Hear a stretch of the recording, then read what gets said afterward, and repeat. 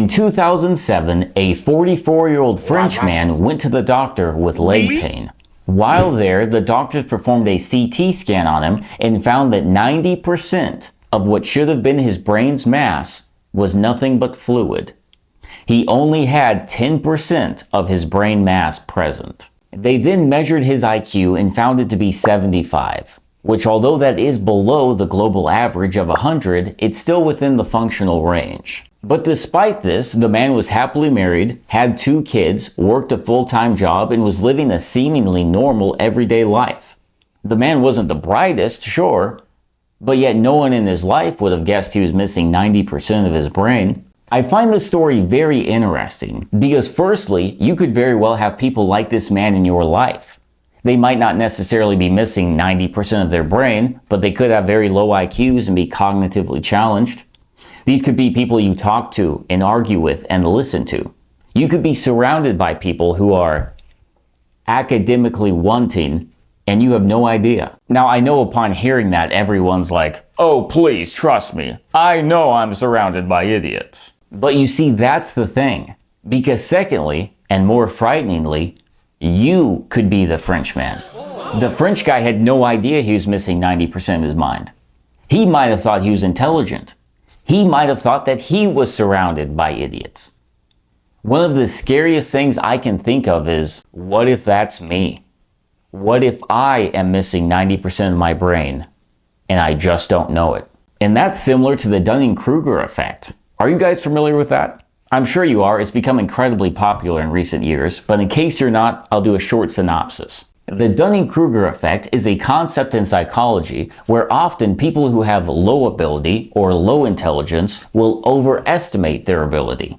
And then on the flip side, people who actually have high ability and high intelligence will underestimate their ability. So at the risk of oversimplifying this to the point it loses some of its meaning, dumb people often think themselves to be smart, and smart people often think themselves to be dumb. Now, if you're not careful upon hearing that, you're gonna start playing a dumb game with yourself.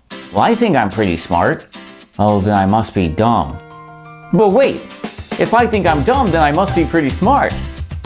But if I think I'm smart, and that is something I've been pondering for a while now, how can you effectively tell if you yourself are intelligent? Or, more concerningly, but more importantly, how can you tell if you are unintelligent? Because intelligence is a funny thing. Everyone wants it, but yet no one seems to be able to define it. What is intelligence? What does it mean to be smart? IQ tests are often considered one of the best ways to measure someone's intelligence. And although it's a fantastic tool to have and a great starting point, IQ tests can only test for a certain type of intelligence. For instance, Nepal is often regarded as the country with the lowest average IQ, with it being reported to be just 45, whereas the average pig is considered to have an IQ of 85. But yet there is a lot of nuance with both of those claims, and neither should be taken at face value. For instance, many researchers question the effectiveness of the tests administered in Nepal, and they also question the size of the tested group. And when it comes to the pigs, it is very difficult to accurately measure the IQ of animals, as IQ tests are designed for humans. But even if you take all this at face value, you can see that the IQ scores don't quite tell the full story. Because people in Nepal can read and write and communicate and build things and do math. And have you ever seen a pig do any of those things? I think IQ tests are a great way to measure certain types of intelligences and are an integral part of understanding broader intellect. But they do only paint part of the picture. Forget them IQ tests. I know smart when I see it. But do you? What if you yourself are dumb? How can we trust your ability to recognize intelligence? Say there's a highly autistic man. He's nonverbal, can't tie his shoes or make his bed. He can't cook his food or even clean himself. Would you consider him intelligent? Probably not, right? But then what if I told you he's a world-renowned astrophysicist? Things like that actually do happen from time to time, after all. Well, that would change the picture entirely, wouldn't it? You would be crazy if you suggested he was unintelligent, because he's clearly a genius. Okay, so then maybe academic ability and achievement is a good indicator of intelligence. But then say there is a man who barely graduated high school and got rejected from every college he applied to. He doesn't know the first thing about astrophysics or even algebra, but yet he discovers a love and passion for coding and creates several multi-million-dollar tech companies. Would it be fair to call him unintelligent because he did not do well in traditional education? I don't think anyone could honestly say that. And both of these examples rely on the success of the individual to define their intelligence. But what if the autistic man never discovered astrophysics? What if the high school dropout never started coding? Would these guys be any less intelligent? They're the same guys. Does the outcome of your life define your intelligence?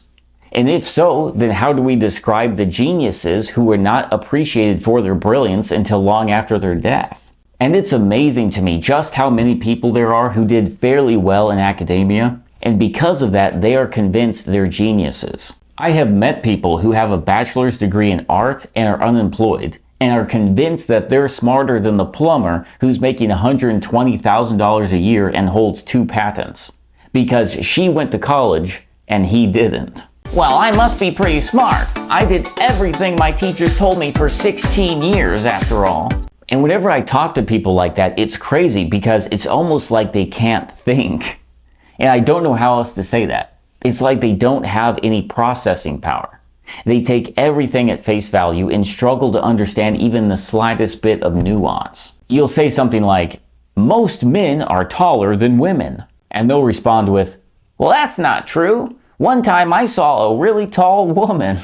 Okay, I didn't say every man is taller than every woman.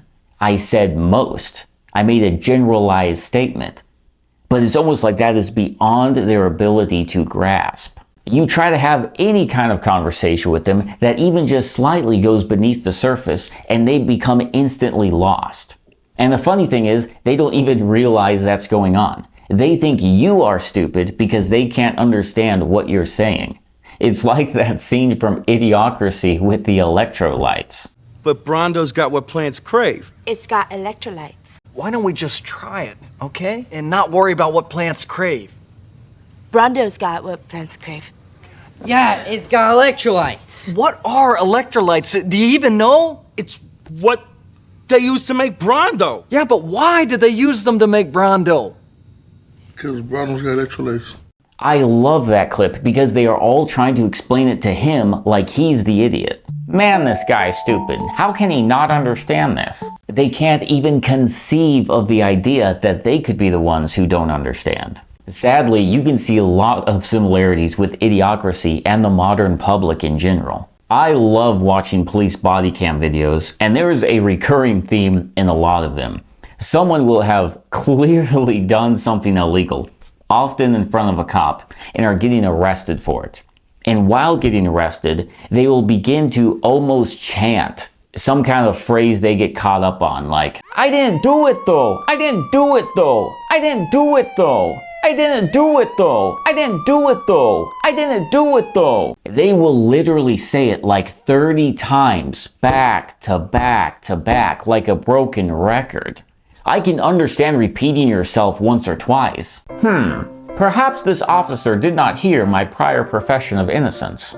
I will try to articulate my point more clearly this time. I didn't do it though. But what are you hoping chanting is going to accomplish for you? Like if you say it enough times, they're just gonna let you go like you're Dora? Swiper, no swiping! Swiper, no swiping! Swiper, no swiping! Oh, man! But I don't actually think that's what's going through the person's head. Sadly, I just don't think their brain is capable of reacting to the arrest and coming up with a new thing to say all at the same time. And I know people like that. I have ridden with people like that. People who can have meaningful conversations and who can drive well, but they can't do both at the same time. If they get too caught up in a conversation, they start missing turns and sitting at green lights. I've experienced both of those things. I don't mean to be rude, but it's like their CPU power is overloaded. I rode with a guy once on the highway. He was doing like 80, keeping up with traffic. But the more into the conversation he got, the slower we started to go because he forgot to push the gas pedal. I was like, brother, pull over, I'll drive. Oh, no need. I'm a good driver. I'm on the wrong side of the road. And all of these people I just mentioned have told me, without being provoked, that they are intelligent, that they are smarter than the average person. To be honest with you, I don't think it's possible to effectively and objectively evaluate your own intelligence. Because in order to be able to do that, you'd have to be pretty self-aware. And that's a bit of a paradox, because you have to be at least some level of self-aware to realize you're not self-aware. And so people who aren't self-aware think they are. But then on the other side, if you are self-aware, you realize that you could actually be unself-aware and are just telling yourself that you are. Therefore, you have to question your own self-awareness.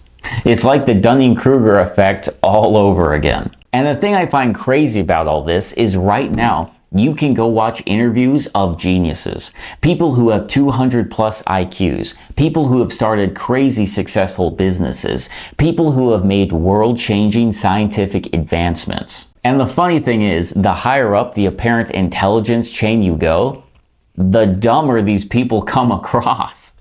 It is wild to me. I would highly encourage you to go watch the interviews of some of the world's sharpest minds.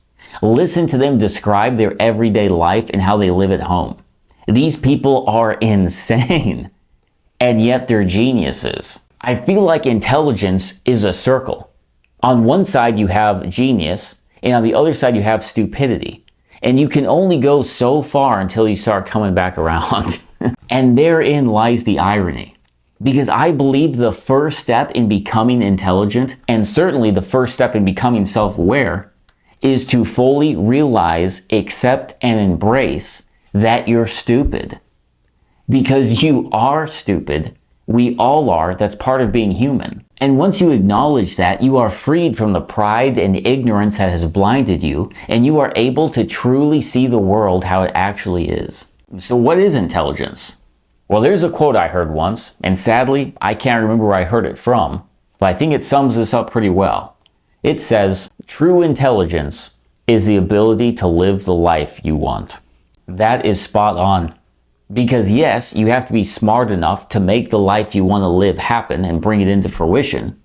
But more meaningfully, you first have to understand what kind of life you want to live. And that is the hard part. That is the part where the vast majority of people fail. On the outside, you might have it all. Riches, fame, brilliance. But on the inside, you have no peace, no joy, no happiness, nothing but depression. The world thought you were a genius. You thought you were a genius. But despite all that, you ended up somewhere you never wanted to be. And that's exactly what we saw in King Solomon's life. Solomon, who is regarded as the wisest man to have ever lived, and who achieved fantastic and great things, at the end of his life, found it all meaningless and completely vain without God.